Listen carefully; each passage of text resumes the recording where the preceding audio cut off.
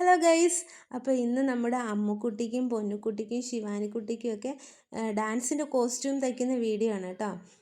ഒരു പ്രാവശ്യം നമ്മൾ ഈ യൂട്യൂബിൽ നോക്കി ഡാൻസിൻ്റെ കോസ്റ്റ്യൂം ഒരു സാരിയിൽ തന്നെ കുഞ്ഞുങ്ങൾക്ക് ചില ചുറ്റും പോലെ ഉടുപ്പിക്കുന്നത് അങ്ങനെയായിരുന്നു ചെയ്തുകൊണ്ടിരുന്നത്. അപ്പോൾ ഒരു പ്രാവശ്യത്തെ എന്താ പറയുന്നത്, നമ്മുടെ സ്റ്റേജിൽ കളിച്ചുകൊണ്ടിരുന്നപ്പോൾ പൊന്നുവിൻ്റെ ഉടുപ്പൊന്ന് അയഞ്ഞിട്ടുണ്ടായിരുന്നു.